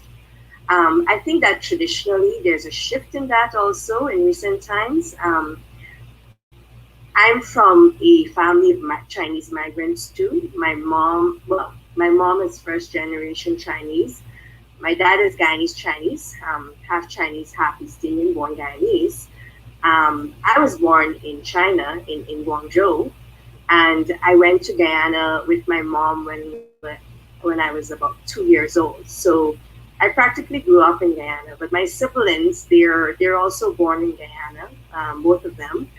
And what we see right now is that people my age, from, well, second generation, so to speak, they're now getting into, you know, professional sectors, surveyors, business owners, you know, a lot of them are going to universities to get professionally qualified, you know. And so I think that, you know, Chinese involvement, Chinese migrants in Guyana has evolved over the years. And I think that it would be quite interesting to know that, you know, I mean, we've had very many distinguished Chinese doctors, lawyers, you know, we've had some politicians also. And I think that, you know, it's just a glimpse of, you know, how much Guyanese Chinese have contributed towards Guyana's development. And I think that, you know, it's a prelude to more to come. That's fascinating. Thank you, Anian. It sounds like there are multiple stories. I mean, for every person, there's sort of a different story. So there's a whole range of experiences and decisions that people make in terms of whether they stay in Guyana or go. I have to say, it was lovely hearing your background story. I love the kind of mix between China and Guyana. That's great. So yeah, I really appreciate that. Thank you. I'm going to move. You can stay in the spotlight because I'm sure that other questions will come up. But if I just want to go to the beginning of the chat because there were a couple of questions that came in for Trav. So if I can shift back in time again. Trev, a few people, I think Ali is saying, is asking, you mentioned that the Chinese weren't offered a return passage. Do you know why that was different for the Chinese as for, you know, I mean, the indentured Indians were offered return passage? Well, they were offered $50 in lieu of a return passage. And they could either take the $50 and stay and invest it locally, or they could take that and put it towards a journey back. The thing is, by the time the $50 was introduced, the cost of getting back was a lot more than $50. So it probably would have seemed better to hang on to the money and just stay on. Yeah. And just there's two other questions that kind of interlink. So I mean, Abigail is asking, is it correct if you have three names for Chinese, but if one or two you have mixed Chinese ancestry? I think she just wanted clarification on how the names were structured. Not always. In general, if you see three names that look Chinese linked together, like in Laura's case, Feng Tin Young. Well, yeah, sure, you can count on that as being fully Chinese. In other cases, there are situations where an English name has been introduced, like Evan Wong or Yuing Chao, and this those are really full Chinese, but the name got, if you will, given to or parted upon or whatever by the local priest or yeah, the administration owner, yeah. and that became a part of the name. So it's not a clear-cut case, except for, as I say, if you see the triple Chinese-sounding name, yes, for sure, that's a Chinese origin. Okay, and if I can ask you, Laura, when you were doing your research, where in Guyana did you actually go to retrieve kind of your historical records in the archives? I'm just wondering, well, and also, Trev, maybe you might want to say something about this too. I guess people just want to know, if they want to research their own families in Guyana, essentially, where do they go? Well, I would say they should start with Trev's website, because he has digitized the Chinese ship's register, which is held in the National Archives. And I did look at it, and that was the days before digital. So I had my mother scribbling down information as fast as she could. But then later, my cousin Andy Lamb, she went there with a digital camera and took photographs of every single page of the ship's register, which then Trev has now put on his website, the Chinese in Guyana, their roots. People should look for that. And so if you know the ship that your ancestor came on, that's a good place to start, because then you can look down the list of immigrants. The thing is, the name that you know may not be the same as the name that on the as Trev's explained. So then the other place was the newspaper library in Guyana, and again, I would not recommend that, mainly because it's so the newspapers are so fragile. Actually, the newspaper libraries, well, many newspapers have become digitized, but the newspaper library in London at the British Library now has the film of most newspapers. The thing to start with is to talk to all the elderly people in your to find out exactly they remember, produce any birth certificates that they have with names on them. You have to start.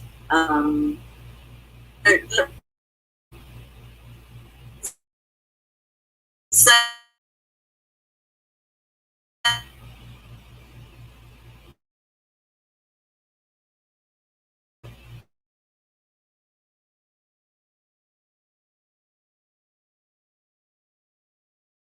yes. And huge, certainly in the UK, we're finding, in terms of a lot of the migrants who came here, we don't hear enough about their histories and their experiences. And so we're sort of doing our own like oral history project here, but it'd be great to see that happening in Canada and the US and everywhere else, so that, yes, you know, we get a deeper insight into the lives of right. You know, And that it's generation. very important. And another resource is, of course, the churches, because baptismal, marriage records and so on are held in all the churches. And again, my cousin Andy went and photographed all the church records that had significant Chinese congregants. This wasn't just St. Saviour's, there were churches all over Guyana and all the Berbice and Essequibo. There were Chinese congregations in all those places where there are records that give you names of their parents, you know, and etc. And I would contact Trev if you're looking for your ancestors, because he has a huge database of Chinese names, and yeah, we're probably all related in some way. We're probably all third or fourth cousins, all the people here on these screens. Juanita, may I say something? Who's that? May I say something? In addition to what Laura is saying, which is of course very relevant, there are also sources of research in England itself. Could you say your name so that everybody knows who's talking? This is Robert. That doesn't matter. I'm just saying that in addition to local source of information, Trev's website, what Laura is saying, etc., there are also, because Britain, obviously had a colonial empire and the various universities and government archives, there are ways to find out. I can't give details specifically right now, but one could just send me an email or whatever. Okay. Thank you so much for that contribution. Can I just one final question on this topic, if I can, is if people are trying to make the link between their first ancestor that arrived in Guyana to ancestors that may be in China, how do they make the connection? I mean, is the name that's on the ship's records, is that the name that would also use as a starting point in China? The answer clearly is no.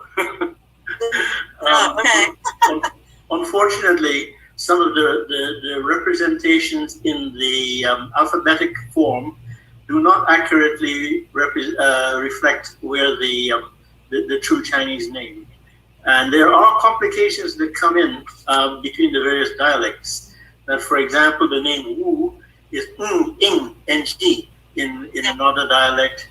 And then you can have variations where you think that you might know your origin based on the English spelling, but it might be completely wrong. Okay, so very difficult, that sounds like. If you know the character for your name, or for the ancestor's name, then you have some chance of finding it in the Chinese records, but then Chinese records do not necessarily have records of ordinary laborers and so on. But if you might be able to find a village in the database of Chinese immigrants. It does list the village that people came from. They're now probably part of huge urban areas in southern China. But if you could go to that place, there might be a family tomb or whatever that has your family name on it. Okay, that's thank you. There would have been records kept in China, and this is something I've been trying to chase down to see where they are, but they apparently don't exist anymore. And that means the contract of indenture, such as the one that I showed you, does have their Chinese name written in Chinese, and that was a great source of information for me. Here's a complication that Laura is alluding to. Her name is Feng, F-U-N-G, but we're not sure whether if it's Feng of Feng origin or Feng of Hong origin, because Hong, the Taiping king, in Hakka pronunciation is Feng. So we have people of, for example, the Feng family, who are really Hongs. So if you see the name Feng, you don't necessarily can determine if that is truly Feng of Feng or Feng of Hong. Oh, goodness me. Sorry, I just want to interrupt again. Another source of information. Pete. Let me just add another source of information. Lawyers have access to various websites. I'm sorry I've muted you. It's just that we have to do this in order of the people who've asked questions. So I really appreciate your interventions, but I'll come back to you if I can. I just want to get through the questions that have already been put on the chat. So apologies for that. Well, no apologies. I wanted to say something. I understand that, but a lot of people have their hands up. Well, it's not questions. It's a resource for in answer to the question that everybody's been asking. Okay, go ahead. So let me just finish my sentence. Go ahead, sir. Lawyers have access to specialized websites where they can find records of lawsuits, and sometimes there are lawsuits in family matters that go back to the 19th century, etc. My cousin Bruce, who's a top lawyer in New York, did this exactly and found records through these lawyer websites of a lawsuit that involved our family. So that's all I wanted to say. Sorry. Thank you. was Robbie, yeah. Just before I move on, there's a lot of comments. Please feel free, everyone, to just read through what's in the chat. But I wanted to do a shout out to Ray Luck, because a lot of people have been mentioning your name, and yeah, they just wanted to say thank you for joining, Ray. So if you're there, a lot of people showing their appreciation. I'd love to thank Trev and Laura and Stanley for really wonderful presentations today. We all learned so much. Laura, I learned always from her about my great-great-grandfather, Fong. And thank you very much for putting on this event for all of us. Thank you very much. You're very welcome. You're welcome. Thank you. Appreciate you. And then we've got, I think, a question from John Mayer. I don't know if he's still online. He says, John Mayer's always the cynical, so I'm expecting something cynical. Hang on a minute. Yeah, so he said, Stanley, I'm intrigued. The Chinese Belt and Road policy looks suspiciously to me like the European imperialists stripping the third world of raw materials. Am I mistaken or just a cynic? As I said, he's always very cynical, so trust John. Any thoughts on that? You want? Perhaps ask Anya. You want me to respond to that, Bonita? Yeah, I mean, yes, if you want to. If you don't, you don't have to. No, well, the thing is, Bonita, there's a lot of what we call in today's language being politically correct. China has 1/5 of the world's population. We know all about colonial eras and what transpired, whether it was the British, the Europeans, and the Americans. And right now, what is happening in the case of China?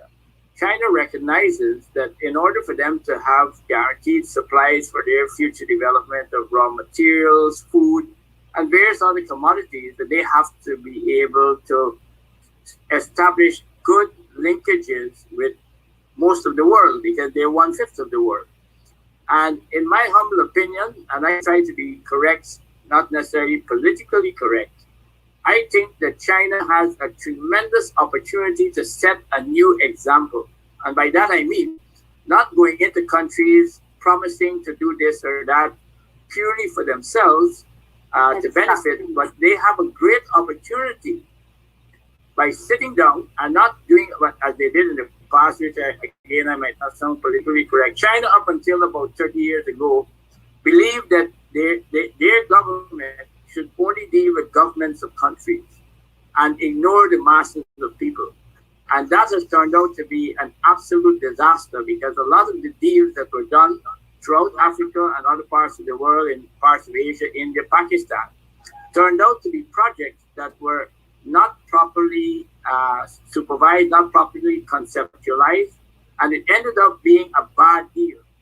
And at the end of the day, China got the rap because they were the ones that went in and did whatever deal they did with the government. So what I would like to suggest, not just, I mean, I'm not being here presumptuous to tell China what to do, but China has a glorious opportunity now, knowing what we've gone through for the last couple of centuries, being in a position where they can offer a lot of finance, technology, manpower to developing countries to go and talk with the peoples rather than just the government, work out arrangements that would be mutually beneficial and not just exploitive. And the Belt and Road Initiative, I think, was conceptualized to link all the countries of the world as possible, that we can move goods and services, peoples, to all parts of the world to engage in activities, whether it is trade, whether it is in industry, natural resources, in a way that is meaningful to all the players without damaging the environment unduly. That's my opinion. Thank you very much for that, Stanley. And because I know, would you like to come in, Anya? I would just, if I may, I just want to also add also to the answer to that question. If you understand the concept behind the Belt and Road Initiative and the history of China, which dates back to Silk Road in the Tang Dynasty, where, you know, it was conceptualized that in order to facilitate trade globally, you have to have international connectivity. And so that was the concept behind the Belt and Road Initiative. And I think that, you know, sometimes when we look at the media and what comes through the media, I think as individuals, we need to, you know, make an asserted effort to analyze what we see on the media many times. Yes, people are saying, you know, depending on which media outlet that you're paying attention to, that yes, it looks suspicious, you know, because China is offering finance to countries, you know, through the Belt and Road Initiative. But are you going to say that every country and every international organization that is offering finance for infrastructural connectivity is also should be viewed with suspicion also? I mean, I think that sometimes we need to, you know, whatever we get of the media, we need to make an assertive effort to analyze, you know, sensibly the information that we get, you know. I think that, you know, for all intents and purposes, you know, it does make sense that we now live in an age of globalization. We're connected digitally across, you know, the entire world, and physical connectivity is also a component of that globalization process. So I think that, you know, we all know the answer to the question, but, you know, as individuals, you know, we need to try to understand, you know, the concept, the rationale behind certain initiatives before we look at it through a color lens. Thank you very much for that. Before we go on, I notice it's about 5:10, and that's 10 minutes over our usual time.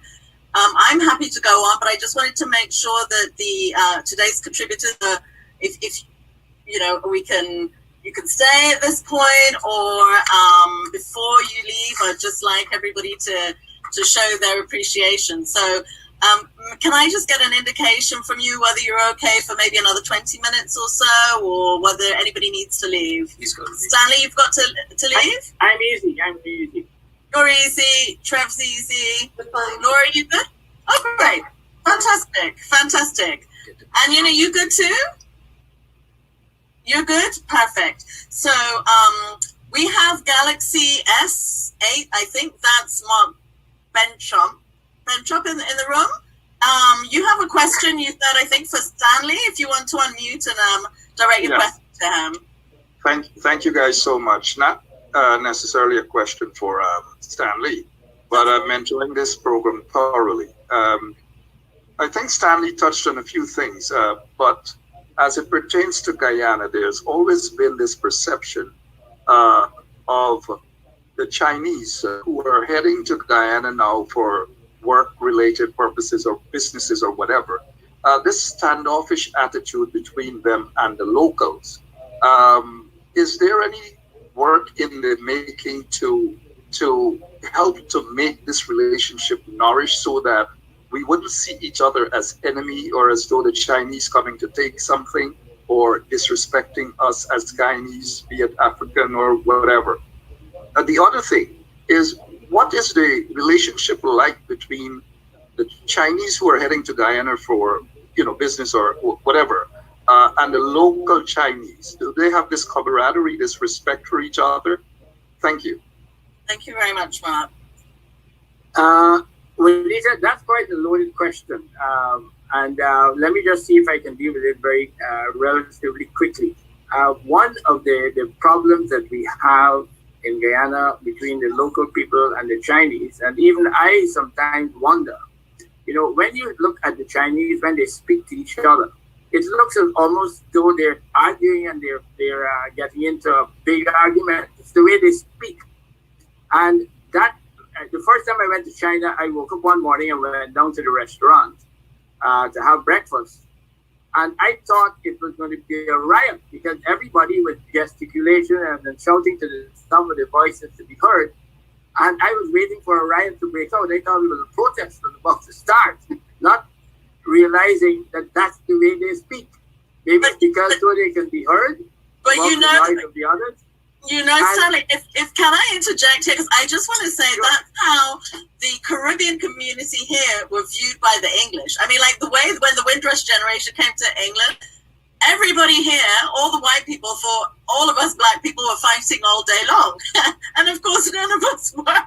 So it's just funny. I think it's something to do with until you become very familiar with a different culture, you misinterpret what is going on. It's very easy to misinterpret something that's just jovial or fun or whatever. And I find it fascinating, that comment and the way you see it, because I've always been fascinated by how English people here view the black community here. And I've always been like, how is it possible they see us as arguing? But so I'm wondering if that's what it is.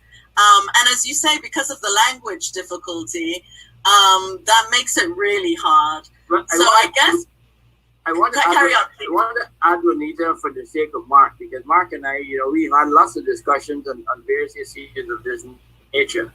Let me just say this to you, to everybody as well. Several years ago, I wouldn't try to define whose fault it is, but when the Marriott Hotel was going to be built, whatever arrangements were made by the then government with the company Shanghai Construction entailed bringing Chinese to do everything for that project. They were here to cook, they were here to do menial jobs, portering work and stuff like that. And the Guyanese were locked out. That was not a decision that any of the local people had any control over. That was a decision made between the government of Guyana and Shanghai Construction. That sent a bad signal from the word go. I remember I was asked by a group of Chinese companies and representatives around that time to sit with them and to tell them why was there so much resentment. And I said to the guys who are the representatives of the company, whether or not the government tells you to bring everybody from China, let me ask you something. Suppose I arrive tomorrow in Beijing with 200 Guyanese and said I was coming to set up a building in China. How will the Chinese react to that? And obviously they couldn't answer. I said, irrespective of what governments tell you, especially in the case of Guyana, you need to say, look, this should not happen and we will not contribute to that. Because it is not in the interest of either party, the government of Guyana nor the Chinese government. And I think from that day, it was a bad taste in the mouth of Guyanese. But since then, I've seen, and with the Sheriff Mandela project that's going on right now, and several of the other projects with the Pegasus and stuff, where the Chinese have taken the position where they will employ as many Guyanese as they can, they will train them and work alongside them. And what needs to happen is we need to step back from what our position was then and look at what is happening now and recognize that the Chinese want to do business. They want to see that countries like Guyana, who have a lot to offer, not just to China, but to the world in terms of resources, they want to be friends. I've never met any Chinese over the last 30 odd years that I found personally hostile.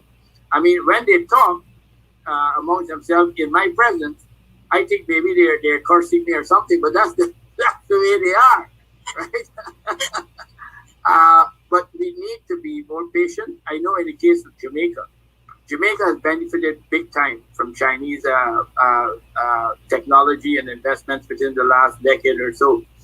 And what the Jamaicans are saying, they are more suspicious of their politicians trying to maneuver whatever contracts it is in their interest. And they cannot blame the Chinese government or the Chinese representatives looking after Chinese interests. So what we have to do in the case of Guyana, our politicians and our people must stand up for what we think is in our interest. And to put our foot down and say to the politicians, hey, you can't say that only Chinese must come to do this project because you want it done in 1 year rather than if Guyanese were involved, it would take a year and a half. We have to accept that we are a developing country. We are not, within the last 30 years, the Chinese have developed significantly, their education, their attitudes. Our people will have to be given, even if it's double the time, to work along with them. It will cost a little bit more, but that's what needs to be done. You cannot treat the Guyanese and treat them as second-class citizens in their own country. We have to feel that we are a part of the decision-making process, and we are a part of whatever decisions are to be taken for future arrangement between China and Guyana, not politics. Absolutely. Absolutely. Thank you for that, Stanley. If I can, I'd like to, I see Holly Stevens has had her hand for a long while. I don't know if Holly's there because I can't see her in the view. So I'm going to go, Holly, if you're there, I'm being back to you. I'm going to go to Stephanie Jones first, and then I'll come back to Holly, and then I'll go to Kwesi. Hi, everyone. Hi, Stephanie. Thank you, first of all, for doing the presentation. I really appreciate listening to all of you speak. I was more focused on what Laura was saying, but then she got cut off. The fact that I'm finding that all the Chinese people that came over during the 1860s were all sort of related, as she was saying. We've all found distance. We're all married into cousins, and we're all cousins, and we all seem very related to each other. And I wanted to know how we could find how we are all related. I'm just saying, because I've been doing the research. I've been trying to figure it out. I know this.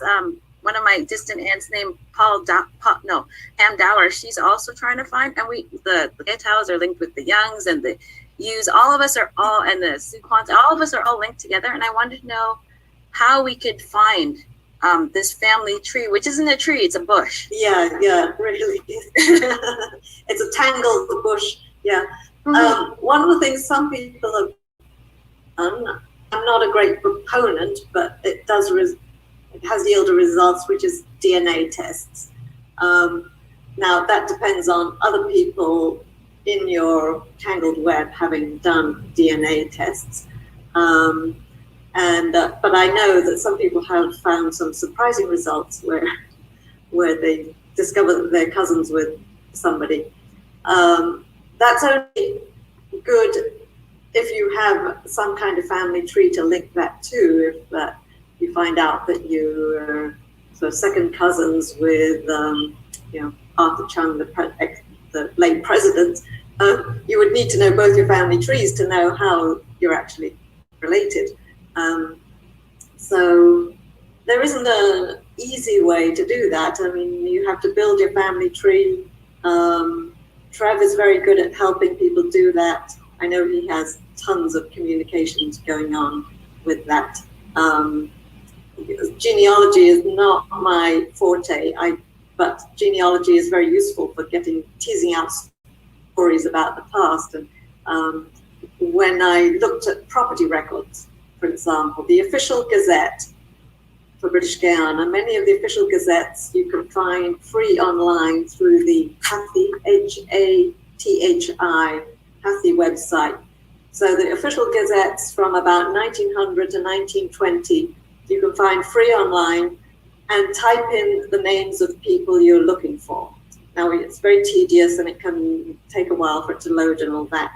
But, if you type in Fung, there's you'll get 100 hits maybe, and half of them are not your Fung, etc. But sometimes the property records will have something in probate, and that's where I find interesting information, because it'll say, John Hoten Pao, and then it'll list his brothers and sisters or his children, or Fung Tin Young, and leaves it to his properties are being divided between, and it'll list a whole bunch of relatives, or you can figure out from that who's related. There's no direct way, but I make associations often by sort of triangulating information. I would see, say, a reference to, I'm looking for Fengting Young Isaac. So I type in questions for Young, F.T. Young, knowing that he was sometimes referred to as that name back in the early 20th century. So it's definitely not easy. It's very tedious, but it's just building bit by bit the picture, and I can't give you an easy way to do it. DNA is sort of a shortcut, but not necessarily going to tell you everything, because you need to know something to hinge that DNA story onto. I don't know if that helps. Thank you. I can just add to what Laura said. So what I've discovered is that, over the years, in Guyana, when you apply for birth certificate, you have to write the child's name, and then you have to write the father's name separate. And what I found is that what has happened is that a lot of the Chinese immigrants that came to Guyana, what they did was that for the surname, they actually put the father's entire name on that certificate, on the birth certificate. So, example, child's name Vincent, and the surname is Young. It means that Tao Young, father's whole name, and the father's surname was just Young alone. So we have that happening also. I mean, it still happens now, because I've literally had to help a couple of people, well, Chinese nationals actually, who've had kids born in Guyana fill up their birth certificate application, because lots of them make the mistake of just putting in the father's entire name as the surname. But what I also know that if you know what the surname is in Chinese of your ancestors, I mean, if you're trying to locate which part of China you're from, and if you still have relatives there, if you know your surname in Chinese, I think that helps, because what happened is that what I found is that many times if you have a surname that is similar with someone else in the same country, most likely you came from the same village and you're related, and you probably have the same ancestors also. So I think that's probably one of the ways that you can try and sort out the bush also. Thank you for that contribution there. And in connection to that, Ali's actually put a question in here saying, where is the surname Teixeira from? Is it Chinese or Portuguese? And I wanted to mention that we did do an event on the Portuguese last month. And Teixeira is not a Chinese name, it would be Portuguese. So for anyone who wants to see previous Guyana Speaks events, of course, they're recorded and they're on the Guyana Speaks YouTube page. So you literally need to go to YouTube, just Google, go to our YouTube channel, look for Guyana Speaks, and then you'll just see a list of all the different programs, and you can watch what you're interested in. And obviously this event will also be added to what's already there. So just to reassure you all, it is being recorded and will be saved. And I just wanted to bring in as well, Cynthia,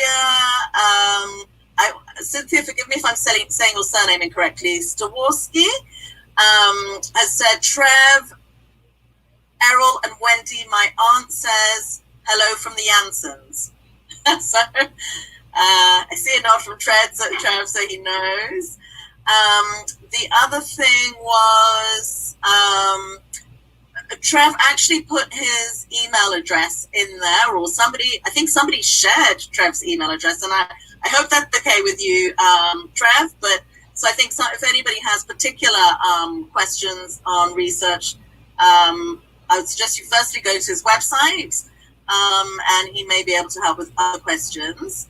I'll add Trev's website to the Guyana Speaks Facebook page, so that you've got a quick and easy reference to it there.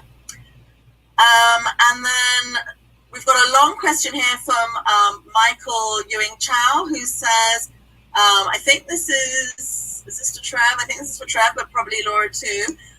Based on his research in East Asia and particularly Southeast Asia, Professor Wang Gongwu suggests that all Chinese immigration was just sojourning with an intention to return to China. Trev, would this be true of the Chinese who migrated to Guyana? Would the change in the religion of the Chinese who migrated to China have changed the mindset of the Chinese migrants? No. There were occasions where some people were offered, let's call it a trip to Guyana with the thought that they might be able to get back to China. But I think this represents a minority of situations. As outlined earlier, the situation in the early immigration movement was that people were being taken off the streets. You know, the term Shanghai is actually the reverse of this. When in that period of time, in London, in Liverpool, and the west coast of United States, like Seattle and Portland and San Francisco, they were short of able-bodied men to be able to man the ships. So they just borrowed them off the streets, put them on the ships, and they find themselves ending up in Shanghai. So that's where the word Shanghai comes from, the term, I should say, the verb. But it's the reverse in China. The people in China that were taken out as coolies weren't necessarily willing to go in the first place or knowing that they were going anywhere. In some cases, they were taken for a boat ride. Let's go for a ride on a boat, and they find themselves on a foreign ship. So it's all sorts of situations, pleasant and unpleasant. I do know that, for example, the Christian community that were converts in the later years, they were willing immigrants, especially when the Qing government, which were persecuted, the Qing was the government in power in Beijing, were persecuting the Taipings, the remnants of the Taipings, and the thought in those days was that you had to eliminate 3 or even 5 generations of people if you were associated with, let's say, the Feng clan. So they would go to a village and eliminate all these people. So these families became potential immigrants because they were escaping a situation in China that was unprecedented.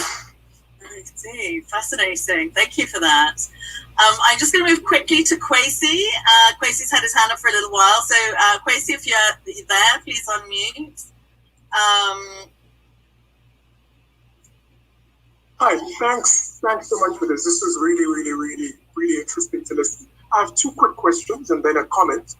So I guess the comment is first to agree with Sandy. My children are half Chinese, half Vietnamese, and in the middle of the night I run down many times thinking that they're in a fight with their grandmother, only to find out that they're sharing recipes, and Dastiny is perhaps the first thing that comes out her mouth whenever she sees them. The second 2 points of questions really to Trevor. The first is around basically religion and Chinese immigrants in Guyana in particular. So we've had retention of Hinduism and Islam around Indian immigrants. In Suriname, we've had retention of Islam with Japanese immigrants. We haven't had the same with Chinese in either of these 2 countries. I'm wondering how much of that has to do with the fact that Buddhism in China was more of a monastic religion. Confucianism was a set of practices. So was this something that you couldn't take with you because you didn't have an organized setup when you arrived in Ghana to fit into? Or what's the difference there? And the second, again, is a comparison with the East Indian community, where you have in Guyana a very strong, as Sandy said, Chowmin, where you don't see very big distinctions between Madrasis, Afghans, Biharis in Guyana. But if you go to places like Mauritius or to South Africa, these communities are still very separate. Southern Indians have their own traditions, their own cuisine, still speak Telugu or Tamil. Northern Indians are very different. But in Guyana, you had Cantonese speakers, Fujian, you had Haga, all blending into a single community. What would you say were the reasons for these 2 phenomena? The blending of Chinese in Guyana and the loss of religion. And again, thanks so much for this. This was really really interesting. Well, thanks for that question. I think, as I mentioned, the 3M approach, the merchants backed by the mission, by the military, and then the introduction of missionaries, did have, as far as the Chinese immigration is concerned, did have a strong effect. Now, in general, the effect of to get or people who would be associated with them to go to Guyana. And maybe Laura, she's done a lot about the effect of religion on the Chinese community. Can add to this. The other aspect about the melting pot, if you will, of people coming from various areas and having different religions or different what sects or so forth, but becoming a different community or more cohesive community, not necessarily strongly attached to one aspect or another of a religious belief. So it became, oh, we're all here together, we might as well work together. So those differences tended to be reduced. I'll ask Laura if she can comment on the religious thing. Yes, not just religion, but also language. I think one of the factors in lessening the transmission of Chinese traditions was also that the Chinese who came in that immigration came from different linguistic groups, the Hakka and Cantonese, and some, what's the other third linguistic group? Trev, I've forgotten. But anyway, their common language would have been English, because you don't have a lot of choice of husbands and wives. There were a limited number of women. So if you wanted to marry have a Chinese spouse, it's quite likely they didn't speak the same language as you. So second generation of Chinese quickly lost or did not speak their ancestral language. They also, after they left the plantations, the Chinese merchants, those who did not already come as Christians, which a lot of them did, on the Dartmouth in particular, and then in some of the early ships, there was a whole bunch of Chinese who were recommended by a missionary called Reverend Lobsheed in Hong Kong. But it seems that, as Stephanie was suggesting, many of these people were connected in some ways. They might have known that some relative went to Guyana. But I can't speak specifically about why Buddhism had such a hold on them when they got to Guyana. But I think many of those who found that the church provided a sort of entree into the middle class. My dissertation subtitle was Chinese in Guyana, the creolization of the Chinese, because I was interested in how the Chinese became so quickly absorbed into the Guyanese population. By 1920s, you had riots in Jamaica against anti-Chinese riots in Jamaica, but not in Guyana. And that was the same throughout the Chinese diaspora. There were a lot of prejudices against the Chinese. But I think the fact that the Chinese were seen sort of culturally pretty much like the rest of the population helped their integration enormously, and then being members of the church. So because they did not, although they segregated by family, often preferring to marry other Chinese, is in the early days, they were seen as pretty much like the Afro-Guyanese in terms of belonging to a church. They formed similar associations. They had their own Masonic association. It was the Chinese Masonic Association, but apparently, according to Marlene Crawford's book, they were not welcome in the one that was formed by the Afro-Guyanese middle class. So they formed their own association. That's a long answer. I don't know if it answers specifically about religion, but you can see that I don't know of anyone who retained Chinese religion.